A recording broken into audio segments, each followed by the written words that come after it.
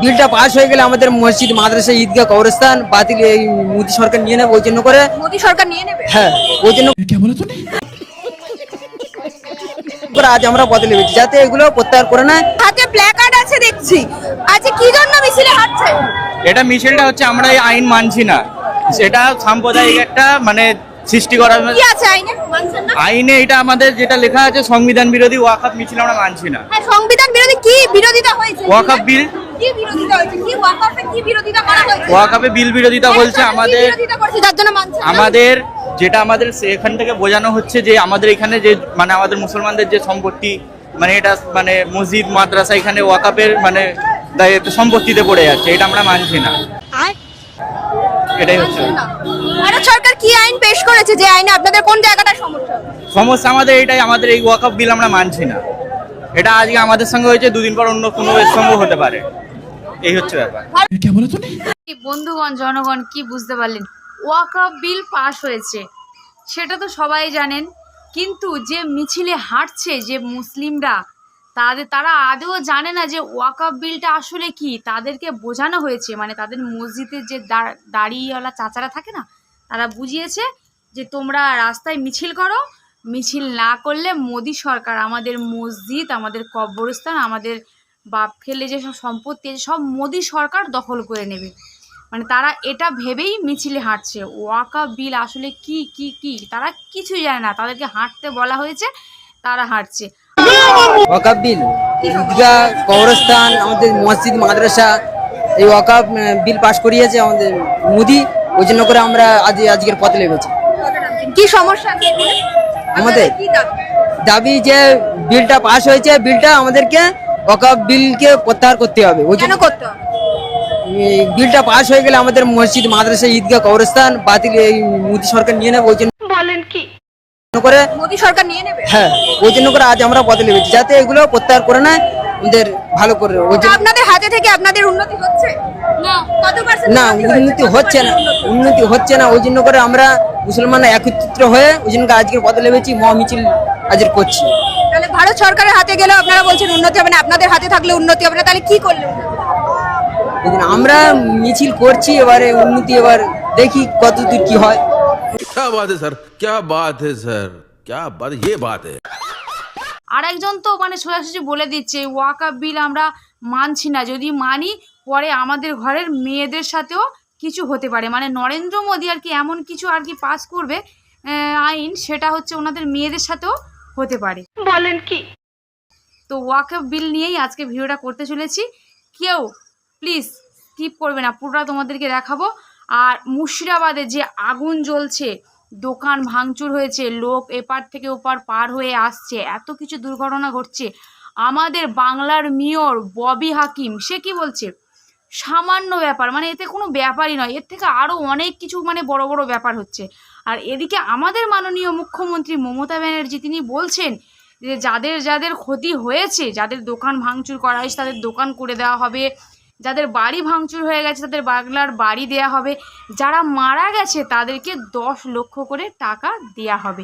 এটা আমাদের মাননীয় মুখ্যমন্ত্রী মমতা ব্যানার্জি বলছেন। একদিকে আমাদের বাংলার মেয়র বলছেন কোনো ব্যাপার না, সেদিকে আমাদের মুখ্যমন্ত্রী রেড ধারণ করে নিয়েছে। তো মমতাময়ীর ভেলকি আজকে তোমাদেরকে দেখাবো, তাই কেউ স্কিপ করবে না, পুরো ভিডিওটা দেখবে। তাই বেশি পেঁয়াজি আর পঞ্চায়েতি না করে ভিডিওটা করা যাক স্টার্ট। দেখো বোঝো অবস্থা।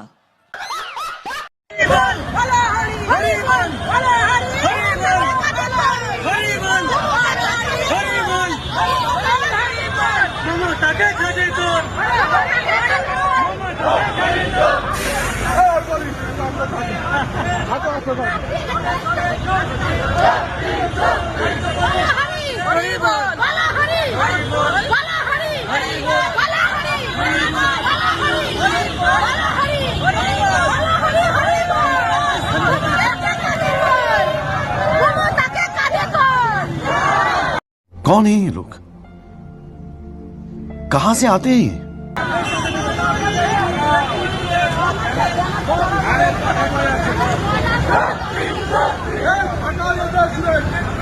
আমি কিন্তু 1 আমি বলে দিচ্ছি।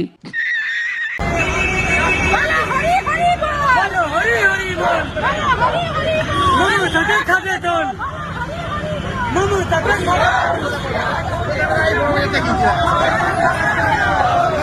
बात है सर, क्या बात है सर, क्या बात, ये बात है। বন্ধুগণ, আমাদের পশ্চিমবাংলায় কি চলছে বলো, হরি হরি বল। আর আমি বলছি না, মানে বললে অসুবিধা আছে আর কি, যেটা আমার এটা হচ্ছে কমেডির চ্যানেল, তাই বেশি কিছু বলতে পারছি না।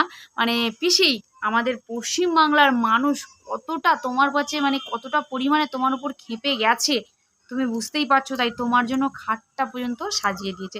যাই হোক পিসি, ও নিয়ে কোনো চিন্তা ভাবনা তুমি করো না। মুর্শিদাবাদে যে এত কিছু প্রবলেম হচ্ছে, মালদা মুর্শিদাবাদে আগুন জ্বলছে, ঘর ভাঙছে, লোক এপার থেকে ওপারে চলে আসছে, তাদের জন্য তুমি কি দেবে, কি করবে, কি ঠিক করেছো সেটা আগে বলো। বিএসএফও গুলি চালিয়েছে, अच्छा তার বিরুদ্ধেও অ্যাকশন হবে। আমি আমার চিফ সেক্রেটারিকে বলছি, বিএসএফ যারা গুলি চালিয়েছে, কেন চালিয়েছে তার তদন্ত রিপোর্ট হওয়া উচিত। শীতলকুচিতেও গুলি চালিয়ে এরা 4 জনকে মেরেছিল। আমি বলবো যারা মারা গিয়েছে, আমি কোনো সম্প্রদায় হিসেবে দেখি না, মানুষ হিসেবে দেখি, তাদের প্রত্যেককে আমাদের সরকার 10 লাখ টাকা করে পরিবারকে সাহায্য করবে।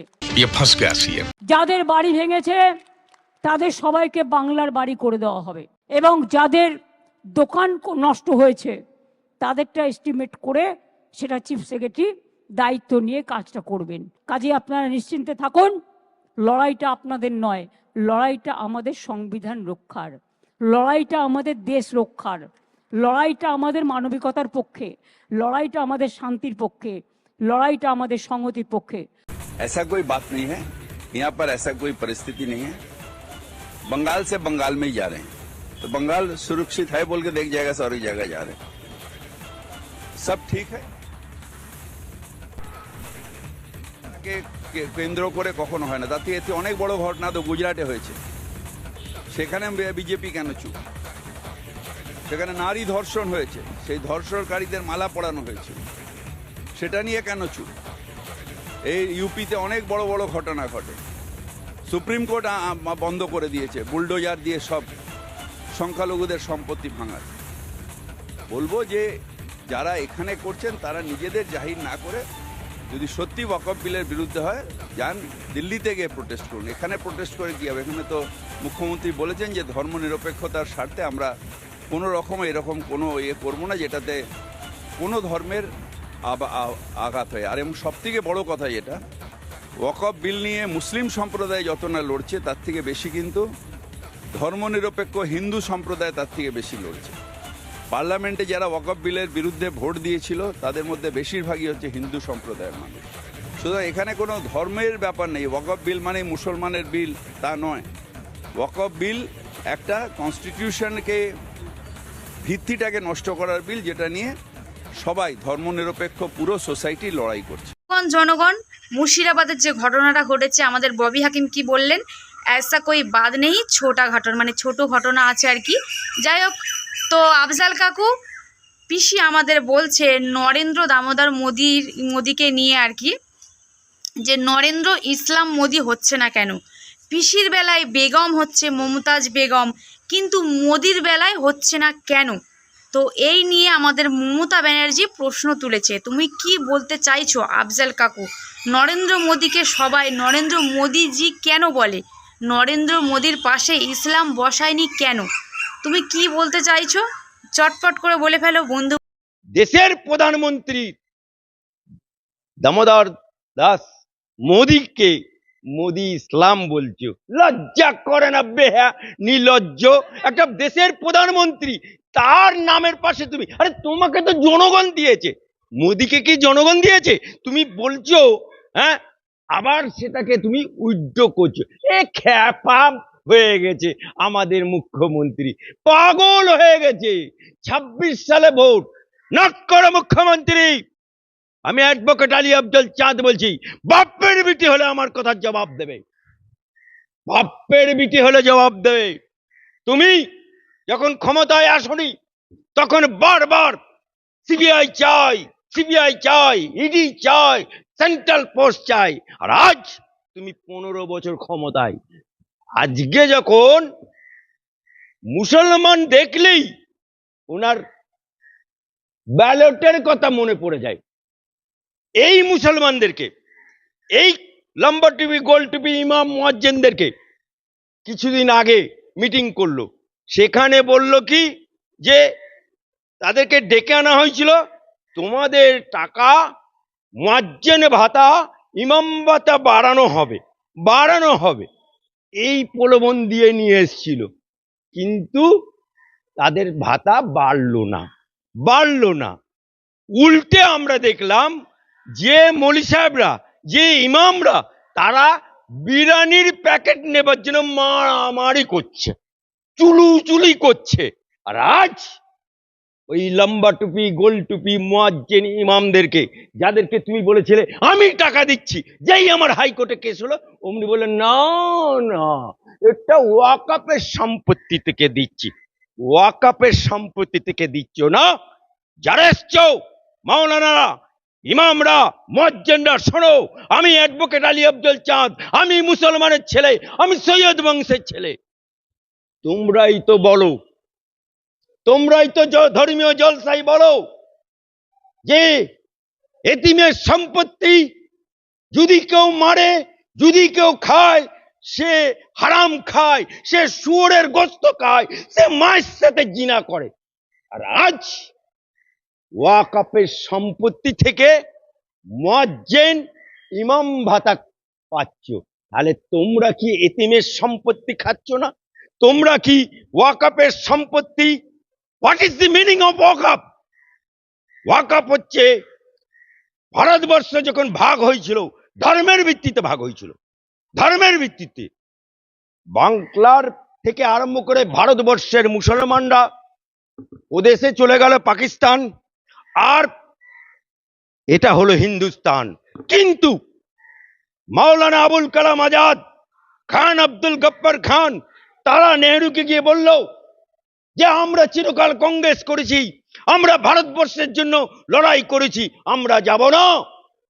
তখন নেহরু লাল কেল্লা থেকে ঘোষণা করলো যে যে সমস্ত মুসলমানরা চলে গেছে, যারা রয়ে গেল তাদের ধর্ম, সামাজিক, চাকরি, ব্যবসা বাণিজ্য সমস্ত দায় দায়িত্ব এই ভারত সরকারের।